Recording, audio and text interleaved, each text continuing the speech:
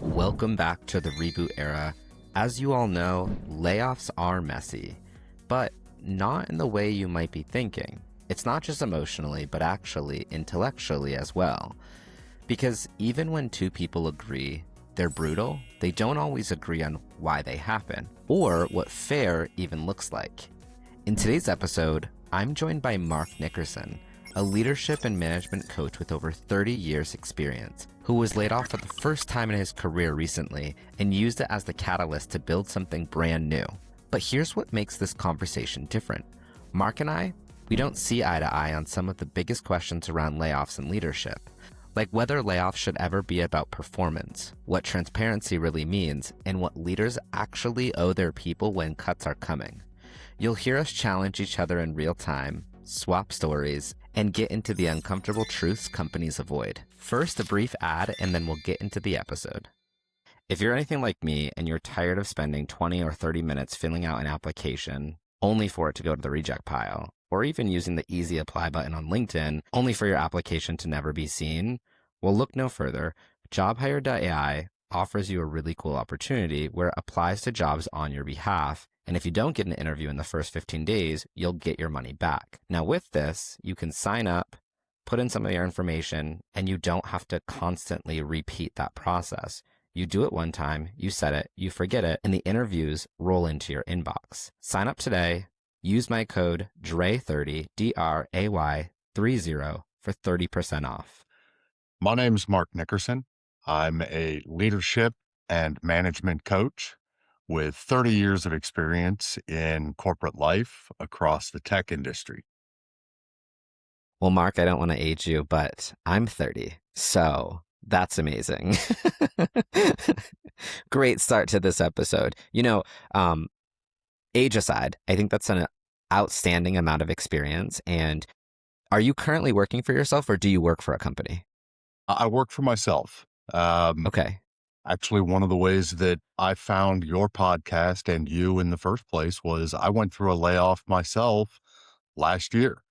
30 years in the tech industry, first time I've been laid off. It was not entirely unexpected, but definitely a jolt to the system anyway. And listening to your podcast and reading some of your material really was actually very helpful for me in kind of navigating that.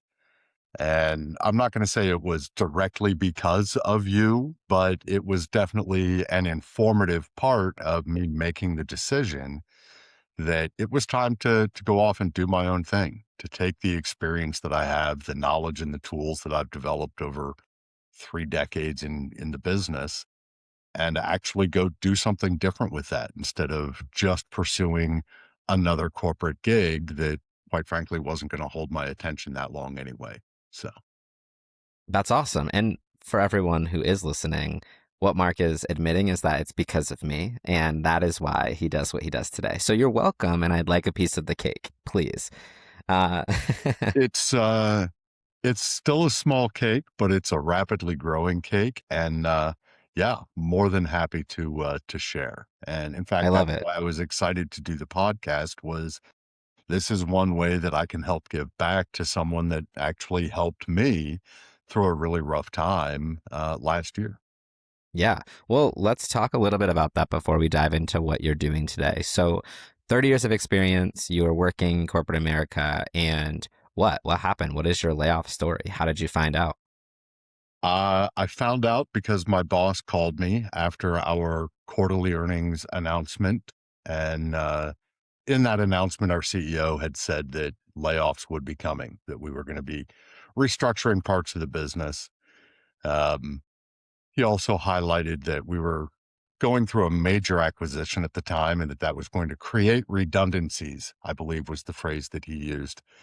Um, Within a day or so after that earnings announcement, my boss was on the phone with me and said, "You're smart. You can probably read the writing on the wall. This is the direction that things are going.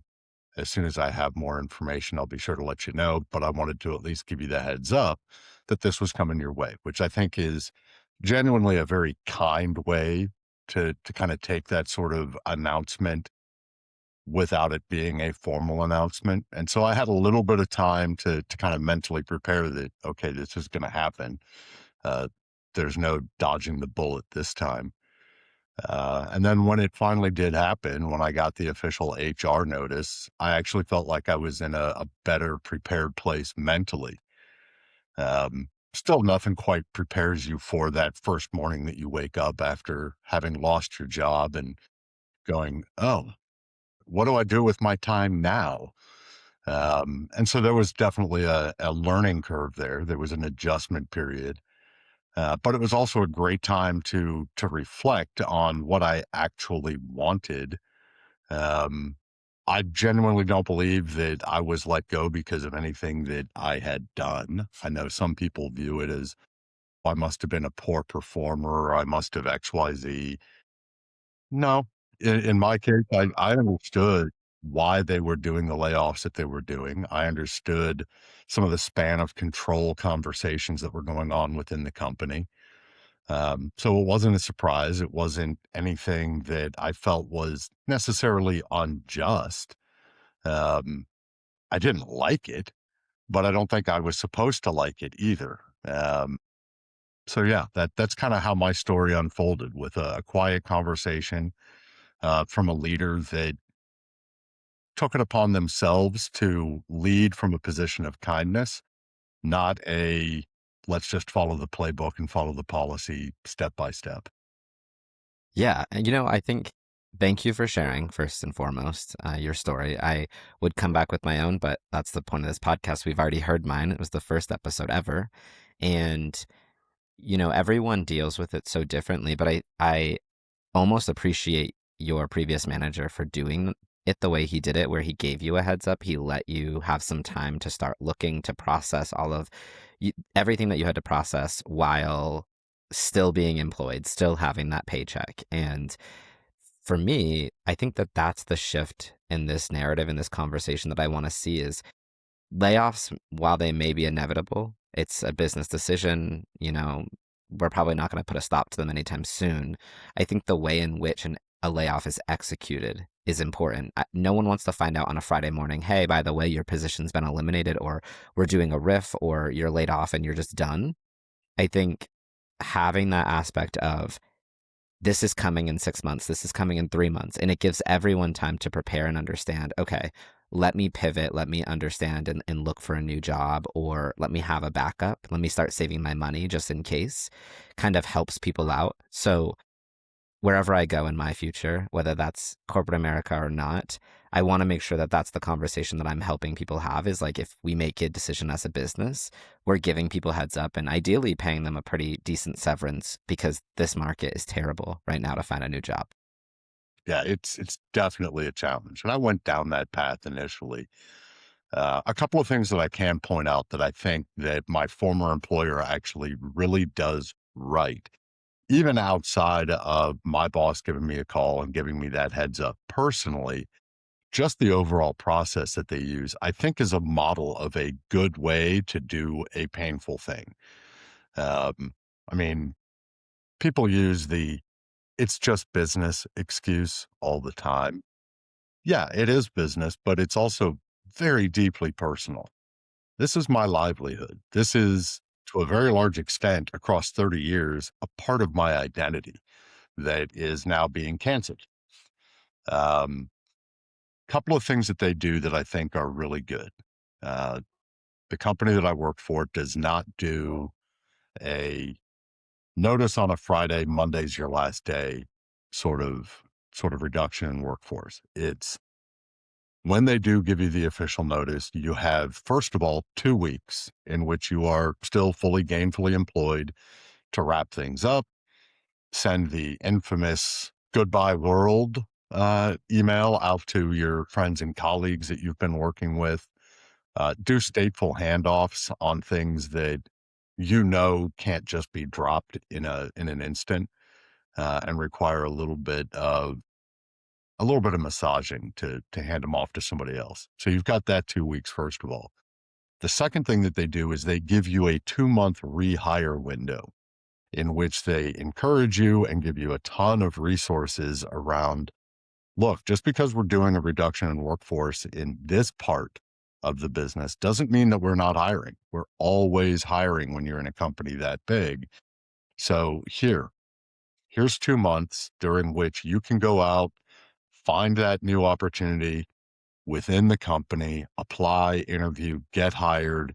It doesn't change your tenure status. It doesn't reset the clock on things like benefits or time away. So you have that nice two month window in which it's almost like nothing happened. Uh, you take a little bit of vacation time, a little bit of garden leave, and you dig into that without the distraction of, hey, I've still got to do my regular job while also trying to find my next job. It's basically saying, look, you've got 2 months to go figure this out and make finding your next job your full-time job before we formally and officially sever all ties. Which I think is actually a really compassionate way to handle it. I mean, obviously, the real compassion that everyone looks for is don't let me go in the first place. But if it's something you got to go through, building systems around it the way they did, I think is very generous in a fairly ungenerous situation. So Sure. I will say something you mentioned was like you have this 2 month window of we will rehire and we give you resources and there is no lapse in benefits if you were to get rehired. Like that's awesome. However, I was scrolling LinkedIn yesterday and I found this to be extremely ironic because the first post I saw as I'm scrolling was a person who was like, my time at Amazon is up. And, they were a senior developer and they were like, I've been here for 5 years and talked about all the stuff they did. And I gave it a read, I gave it some support, and I was like, ah, this is so unfortunate. The very next post, granted it wasn't related because the two people didn't know each other, it was just because I've worked at Amazon, was a person who said, I'm so excited to share that I'm joining Amazon as a senior developer. And I'm sitting there going, I'm so lost why, like, you have great talent. And if they weren't a low performer and they weren't pipped and that's why they're leaving, and it's truly because you're doing a reduction in force in one area of your company, why wouldn't you pause, take a moment to go, we have really great people, we have a really great culture of these because of these people, and give them the opportunity to interview for these other roles. I've been part of companies where they did that, where they said, hey, we are doing this reduction in force. You can interview for all of these internal roles over the next few months before your last day. I believe it was CVS Health where we did that. And I was like, that was really cool to me, but I never thought I'd be laid off. So I was like, I don't really care. And then I see this today, almost 10 years later, and I'm like, wow, that's such a unfortunate part of like what happens in this world. And I really feel like it can be better. I completely agree. That kind of a situation where the left hand and the right hand are clearly not communicating with each other. You've got a hiring manager out there excited to open a rec and go find new talent to bring into the company. At the same time that another manager in a similar or the same function is being told, "Oh, your project or your part of the business is getting reduced. You've got to go let people go." There absolutely should be that connection between those two managers, those two leaders to say, hey, I've got great talent. You don't need to go through the whole onboarding process because they're already here. You don't have that ramp up period of getting them invested in the corporate culture because they've already been here for 5 years or 10 years or however long. That communication needs to happen. In my case, I was fortunate. My leader reached out to a couple of other leaders that had positions similar to mine in parts of the business that were actively growing and said, here's good talent. Talk with them. Now, did I ultimately get those roles? No, they went to other people who were in a similar position to me, and that's fair. That's fine. Um, but yeah, completely agreed. The left hand, right hand disconnect. It's not only frustrating, it's wasteful. And I think that's part of something that a lot of people at the top of the company don't really think through enough is we're going to do RIFs, we're going to do WFRs, we're going to do layoffs to save cost, to drive efficiency. Meanwhile, the process itself actually creates more inefficiency. That's just bad leadership, quite frankly. Yeah, and I think about exactly what you just said, that most people at that executive, senior executive C-suite level aren't thinking about this, potentially board of directors. And I think probably for most board of directors, they were born into wealth, or they worked extremely hard to get to where they're at. For the ones who are born into wealth, and that's just a position that was given to them, I don't think they get it because they never had to worry about going through a layoff. For the ones who, and for everyone else, right? The ones who worked really hard, who were one of us at one point and just never had to navigate a layoff, or maybe they did and it was just something that they were like, yeah, I just moved on and I got a new job. Like, they should get it, and they should never forget about the fact that, like, they've had friends, they've had family, they probably know people who have been laid off. They probably have done it and gotten bad feedback about it and been like, wow, that's a terrible thing. It ruins a person's livelihood. We took something away from them. And while you are focusing on the business, you know, I feel like that conversation should be constantly happening, and they should be like a thought leader in those meetings to be like, hey, taking a check here, right? A check on what's going on. Should we be doing this? And can we be better, right? Some of these companies, from my own experience, make billions of dollars every year. And the drop in the bucket that is a layoff, even if it's 5 or 10%, is so small that it's like, you're not making more money by letting us go. You're not saving money really anywhere. You have a ton of cash flow that you could be utilizing for different purposes. So, you know, pay these people out for a little bit longer to help them out. Make cuts in other areas first. It's not a financial decision in some of these cases. And then at the end, like, at least pay for a decent outplacement service that actually helps you. The ones that we got and the ones that I've heard about from people are like so terrible. They get like 1 or 2 star ratings, and they're like, we're giving you the most minimal amount of effort that we feel like we have to. And it's like, in those calls, when you're in that room and you're sitting at that table, ask yourself, would you want your own child to go through this? Would you want to go through this? No. So, like, what could we do as a business to help prevent this? And there was an interesting question that came up in a company that I currently work at, where someone asked a question, and it was anonymous, so we didn't know who asked it, but someone asked a question and said, when layoffs happen, when we do this reduction in force, it's oftentimes all of the, I think underlings is the word they used, but the individual contributors who are impacted. Is there any evidence or proof of what happens to the leadership, the people who made the bad strategic decisions, the people who didn't have a good vision? Why are they not getting impacted by layoffs and getting let go? And it's interesting when you think about that. Do you have any thoughts around that part? Yeah, I do actually. Couple of different thoughts. First, very specifically to that top level leadership. What are the repercussions and the consequences for them? Um, it is sometimes easy to not see those things, not because those people are not high enough profile, but because it's a very small subset of the total workforce that is at that C-suite level. But it does happen. You saw it with Jamie Dimon getting let go from Citigroup years ago. You saw it a couple of years ago with Pat Gelsinger getting let go from Intel. So there are actual consequences. Now, those consequences are often padded by very generous severance packages, the proverbial golden parachute. And so it is difficult I wouldn't say it's difficult to feel empathy.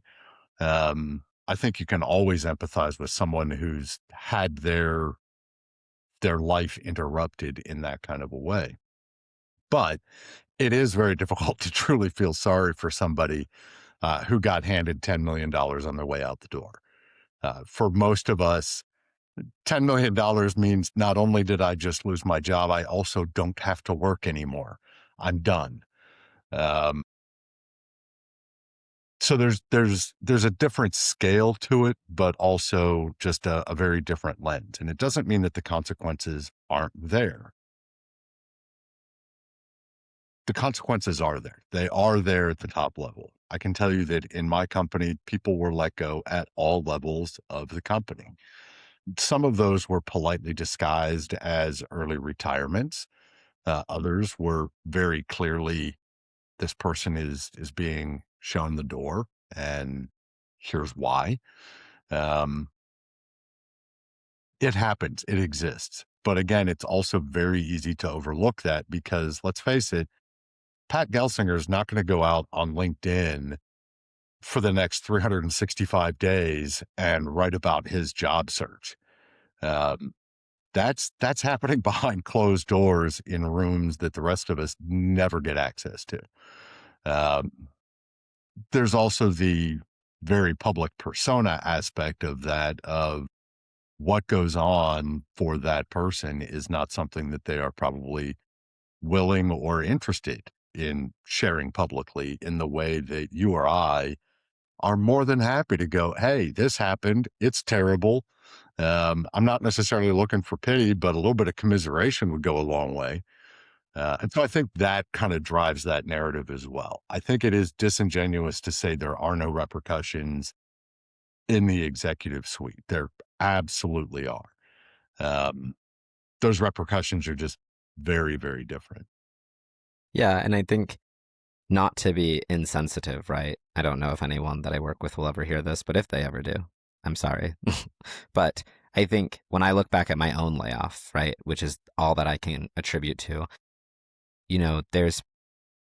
there's the individual contributors who are doing a thing that, sure, our managers set us up to do and said, this is what we need you to work on. And at some point, in my experience, there was too many of us. We didn't need 75 program managers, and we had 75 program managers. So at some point when they said, we don't need this and we need to make cuts, yeah, there were certain people who were going to get let go.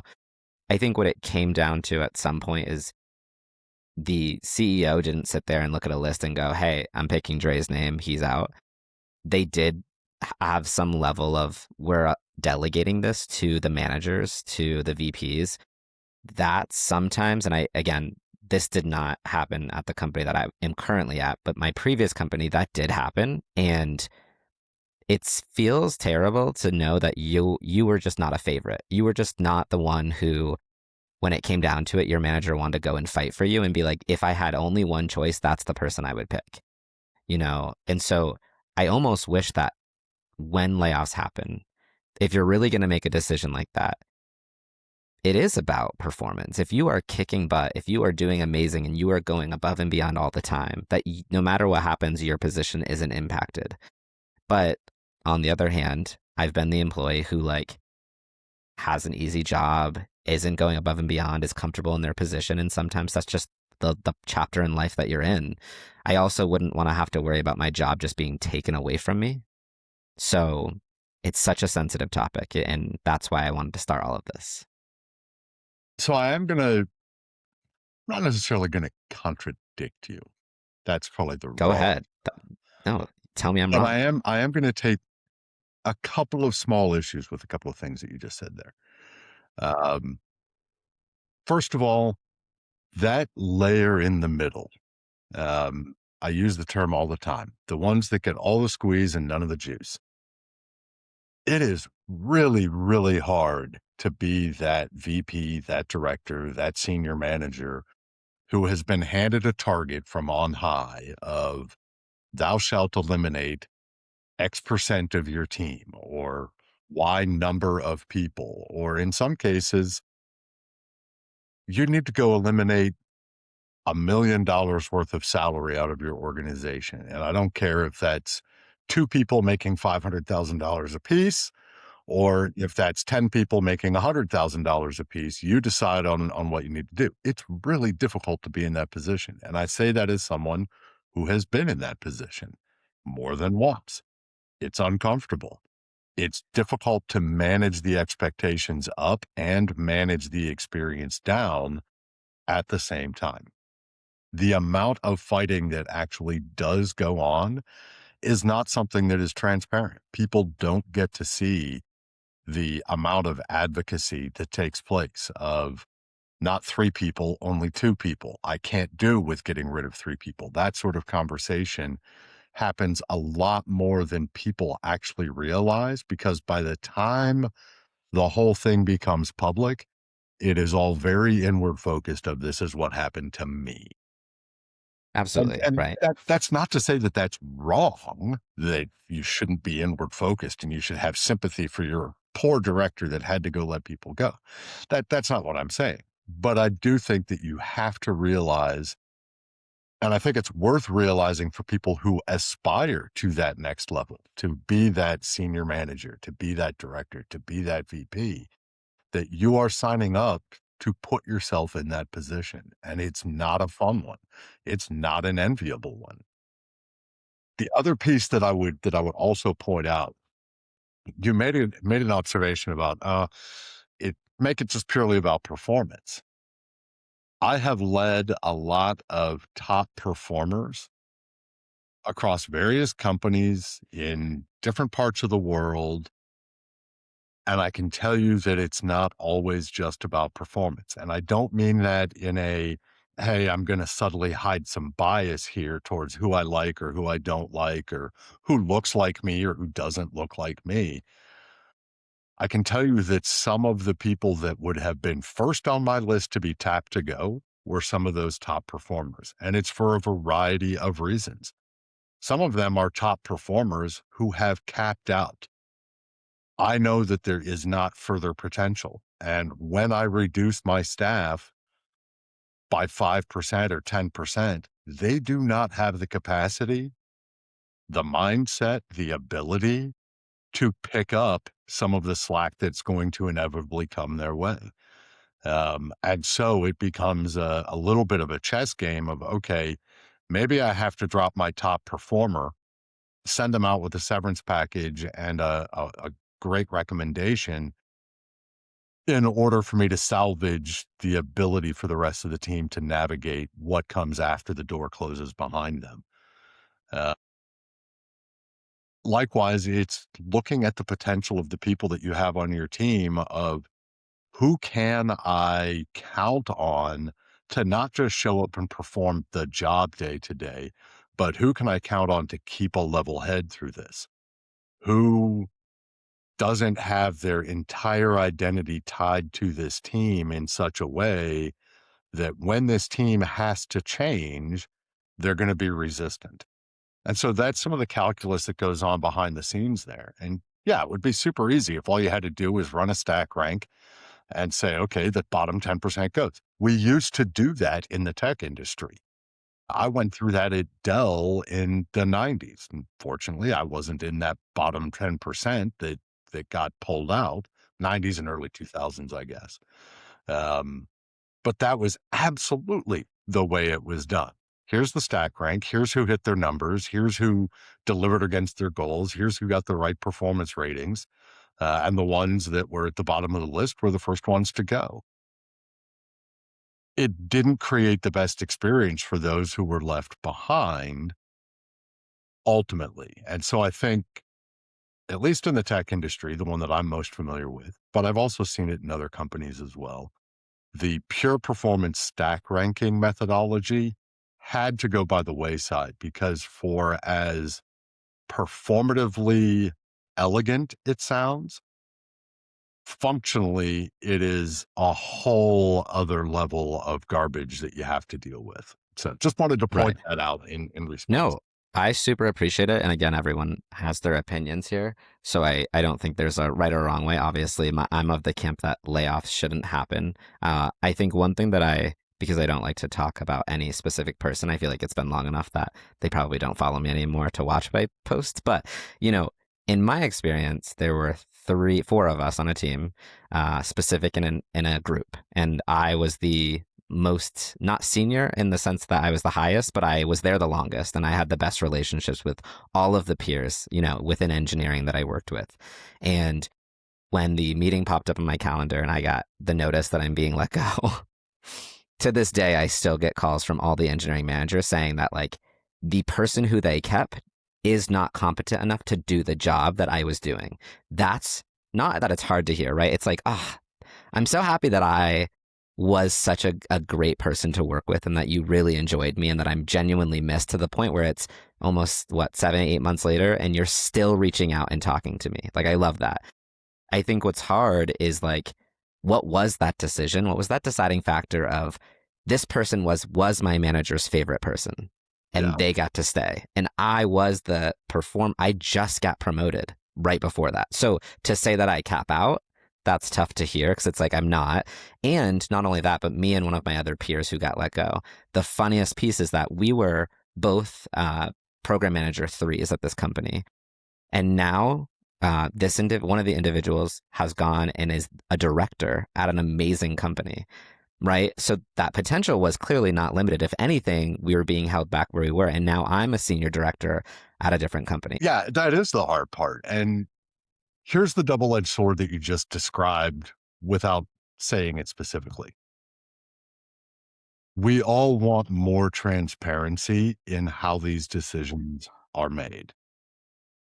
The reasons why that transparency doesn't exist are sometimes quite justifiable. There are legal reasons, there are personal information reasons that you can't share publicly.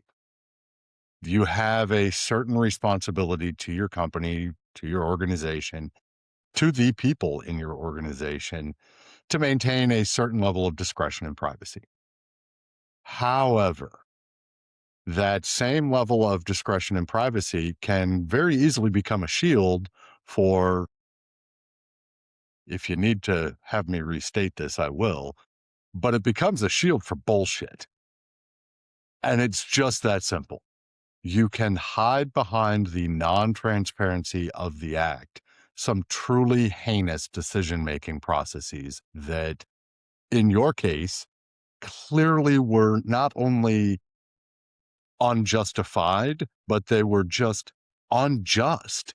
It wasn't the right call to make. They used that lack of transparency to shield themselves from what would have probably been litigation had there been more transparency in place about how the decision was made.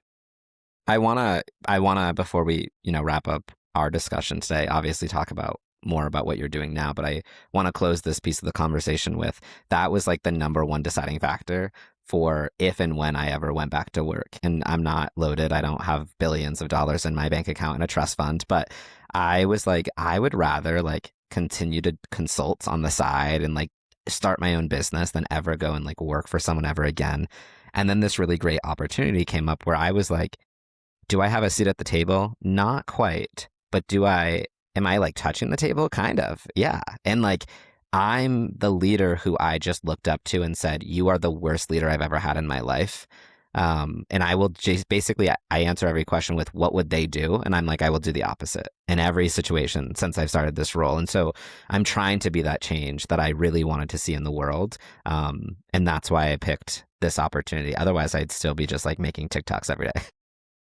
Well, that's actually the perfect pivot into why I do what I do now. I put that thought in over last summer as I was sitting there going, okay, if I go back into corporate life, where am I going to go? What's that going to look like? What are the boundaries that I'm going to draw? I listened to feedback from people that I had been working with before about where my strengths were, what I brought to the table as a leader. And part of what I realized was I can jump back into it and hopefully not find myself going down the same rabbit hole that I did before. Or I can actually dig in my heels a little bit and say, this is actually an opportunity to try to change some of the things that I find fundamentally flawed in how corporations run, in how businesses run, in how managers manage and leaders lead. And part of the realization that I came away with was a lot of people in those positions where the toxic behaviors show up or the quiet biases become the loud, unjust contradictions that everyone else can seem to see except for the person who's doing them. One of the main reasons why that happens, we don't train managers effectively. We don't train leadership effectively. Where leadership development does take place in most businesses is at the most senior level. It's, oh, the VPs are all going to go on a corporate retreat and focus on leadership skills. And okay, great. I'm glad that they're getting that opportunity. But let's face it, most of us are more directly affected by that frontline manager or second level director that runs the day to day operations of the business and never got anything other than a half day in a conference room with some really crappy coffee and even worse sandwiches. And you're sitting there being told how workday is supposed to be used and what the policies are around family leave and what questions you're allowed to ask or not ask during an interview, which are important things to know, but it doesn't do anything to tell you how do you actually speak up and manage up? How do you communicate effectively with your team members during times of change or chaos?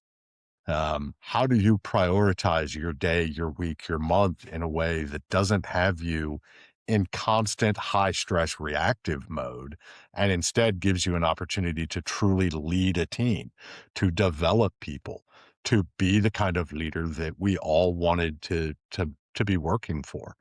And so that was why I started to do what I do. That's where my focus is. It's how do I go help that next crop of leaders lead in a way that is more humane, more compassionate, more transparent, and more fair than the way a lot of us kind of learned on the fly by emulating the people at the top of the company that we thought were the leaders that we had to be like in order to be successful. It's just not true. Everyone can lead in their own way with a common set of foundational principles about how you how you manage people, how you lead people, how you communicate as a leader. So that's why I do what I do. So there's your pivot.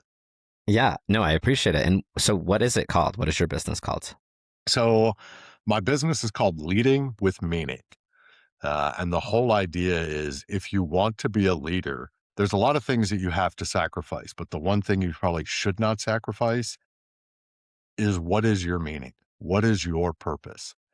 Um, Now, obviously, that gets tied back to corporate goals and strategic initiatives, et cetera, et cetera. But fundamentally, I believe that each of us has some form of meaning that we align our lives around. Um, that might be my purpose is to be a catalyst. I like to drive things to the next level. I like to pursue action. I like to push things forward, make decisions quickly. Uh, and that's fine. If that's your meaning, lead in that way. Find ways that you can lead with that meaning. For others, they are systems oriented. I like to tinker with the process. I like to figure out how to optimize around X, Y, and Z. Great. That can be your meaning as well. And it doesn't mean that you're going to be any better or any worse of a leader than that person who's a catalyst or the person who is a steward of their people, and they care most about making sure that their people are nurtured and developed and taken care of within the corporate environment. Find your meaning and then lead in alignment to that. That's what the whole leading with meaning concept is about. Of that. And you do both one-on-one coaching for people who want to be better managers. Do you do corporate coaching as well, like for a group of managers who are trying to learn about being better managers together? I can, yes. Right now, I'm not doing that. Mostly because I'm not pursuing that. I'm finding enough with the one-on-one coaching right now that I haven't had a need to do that. Flip side of that is somebody comes to me and says, hey, I've got a group of either new managers or a newly formed team with some existing managers and some newly promoted people, and I want to do some group coaching. Can absolutely do that. I've got the toolkits in place to do that. it's just not something that I put a lot of time and focus on right now. Yeah. And so most of my audience, right, is typically people who are impacted by layoffs, currently looking for work, unemployed, or potentially making a pivot. But I would say that's a small portion of the audience. So, what is available on your website for free versus behind a paywall? I am so glad you brought that up. Uh, Earlier this week, I actually had a little moment with myself where I said, you know what, if I really believe that improving the quality of leadership is part of my meaning, I can't make access to those tools be something that someone has to pay for. So I am currently, and I will apologize in advance. It's not all up there right now. Some of it is content that I need to clean up and refine. Some of it is content that I just need to go find and post. But I am actively building a library of all of the tools that I think every people leader should have before they ever got promoted. Take these tools, and it's everything from how to conduct effective one-on-ones, how to lead through change, how to manage up, how to set boundaries, how to prioritize your time. All of those things that I think are really fundamental tools that, frankly, I coach to. They are part of my coaching as well. This isn't meant to say, oh, I'm just going to put all of this out there and nobody ever needs to be coached.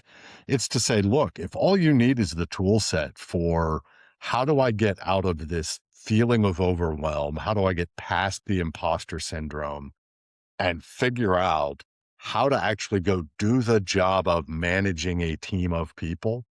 It's free. There's no charge. There's no sign up. There's no, you get it if you join my mailing list. None of that. You go to my website, leadingwithmeaning.com, look for the free library. It's real easy to find. I've plastered it on the front page.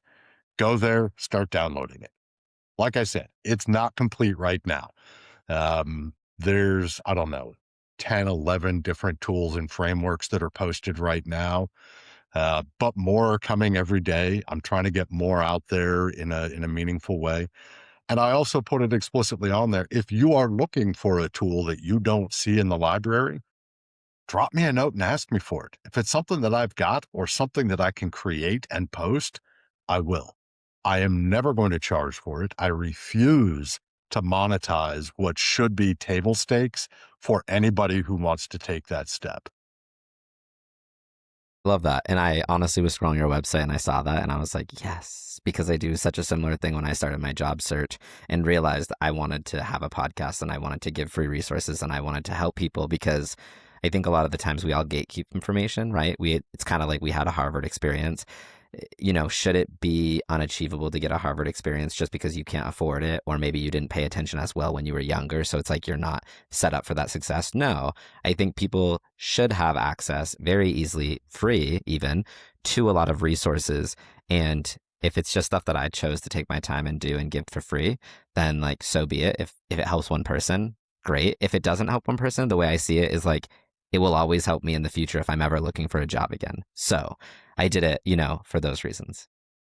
Well, and not to get too political about any part of this, but it's not just about how do I ensure that we have a better class of leaders, that leadership as a function is improving. Quite frankly, it's about providing access to people who maybe didn't get those tools and couldn't get those tools through other means. The reality is, in every business I've ever worked in, if you took a look at who was getting mentorship and who was getting sponsorship, it was shockingly mirror-like towards the people that were already at the top of the company.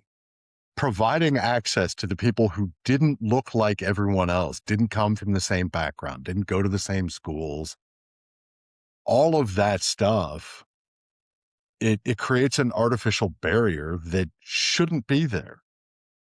Am I saying that just because I've posted it on a website, hey, we've created equality for all? No, absolutely not. There's still a ton of things that need to happen in that regard. But if this is one thing that I can do to ensure that we have greater diversity of thought, greater equity and access, so that more people from more backgrounds with more experiences, different perspectives, different points of view can go learn some of the fundamentals of how to show up as a leader, how to communicate in those rooms where maybe they never had the access or the opportunity before.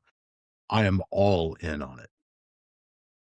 I love that. And I appreciate it. So thank you from everyone to you for doing something that I think is going to be so helpful to anyone who comes across it. I like to end the episode every single time with a question that I ask everyone, which is if people hear this, if they resonate with your story, if they want to follow your journey, if they want some help and they want to ask questions, are you open to people connecting with you on LinkedIn?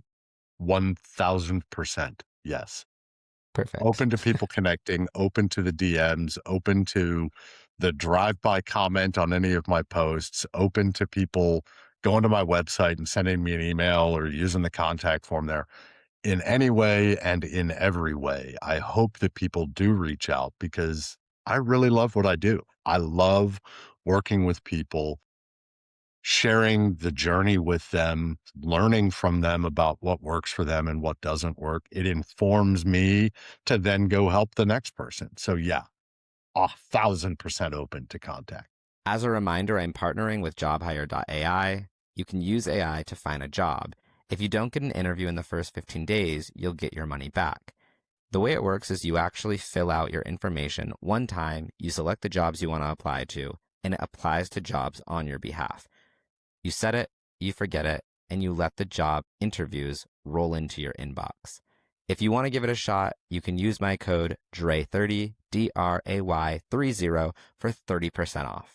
That conversation with Mark is such an important reminder that leadership isn't just about strategy and performance. It's about people, dignity, and transparency. If you're a manager, an inspiring leader, or someone navigating a layoff or career pivot, I highly encourage you to check out Mark's work and the free leadership tools he's making available to everyone. As always, if this episode resonated with you, please share it with someone who might need to hear it. Leave a review and reach out to let me know your thoughts. Until next time, take care of yourself and remember that your job is not the only thing that makes up your identity.